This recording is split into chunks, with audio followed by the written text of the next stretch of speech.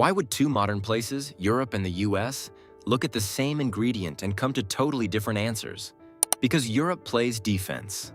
The US often plays catch-up. Europe uses a precaution style. When there's a serious safety concern, they pull the plug. In the US, a lot of additives can stay in your food for decades, backed by older checks or generally recognized as safe claims. In this video, we're hitting 5 ingredients that make that gap real.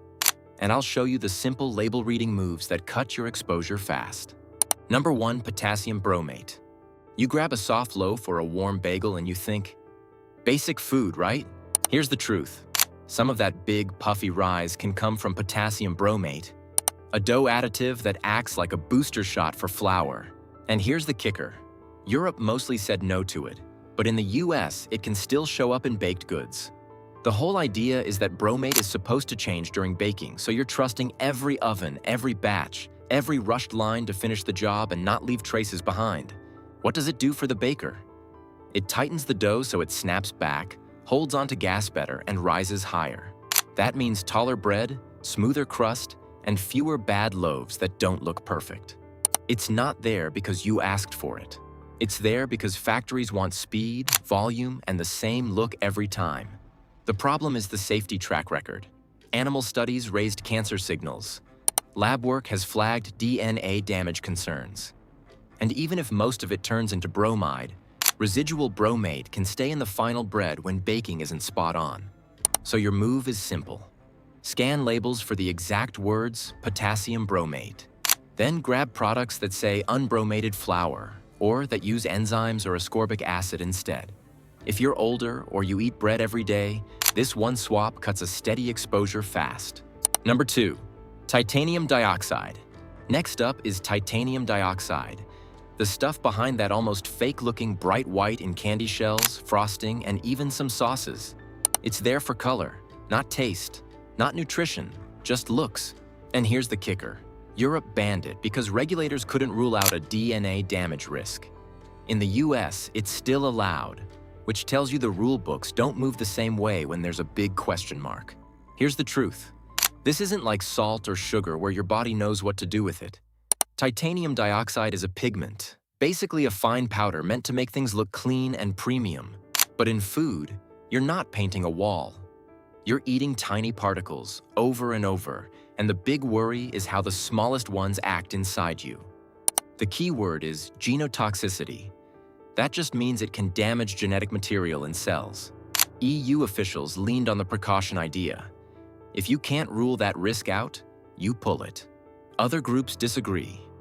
A joint World Health Organization and United Nations review in 2023 said titanium dioxide does not pose a health risk at typical exposure levels. So you get this messy split, and you're the one stuck in the middle. Your fix is straight label power. Look for titanium dioxide. In EU talk, it's E171. Number 3, azotocarbonamide, ADA. You hear azotocarbonamide, and it sounds like a lab prank. But it's real. And it's been used to condition dough so bread comes out more even, more springy, more photo-ready. And here's the kicker. Europe banned it for food use, but in the US, it can still be legal in certain products. The worry isn't just ADA sitting in the bag.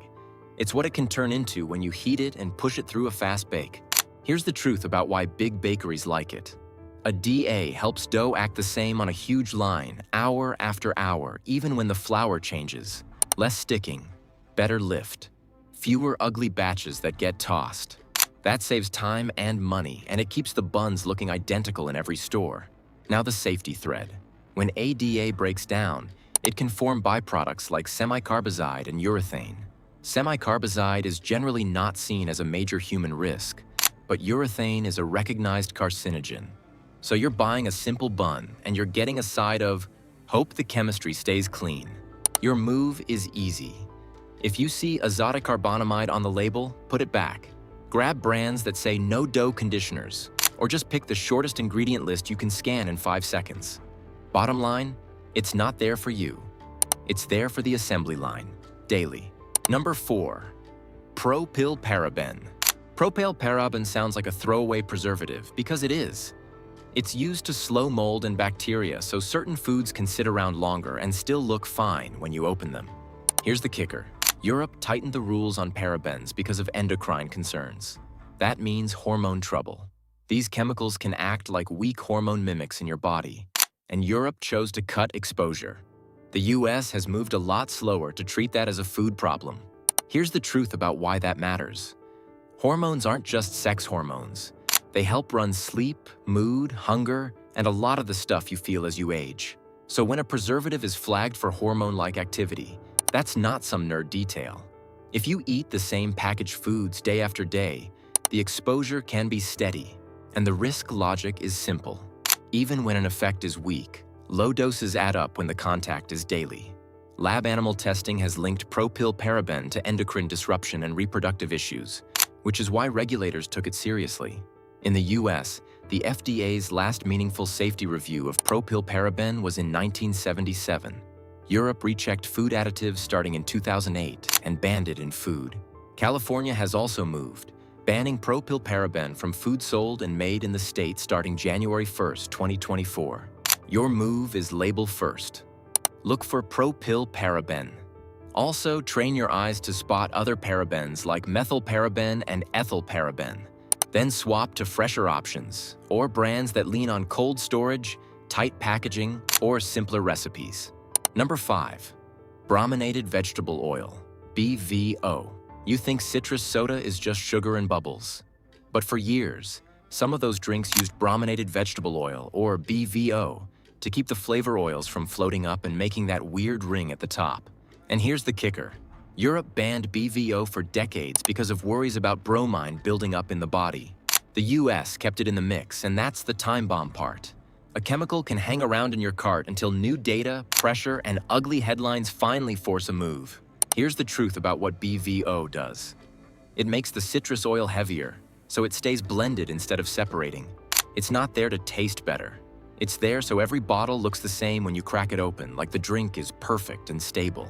Now the evidence got real.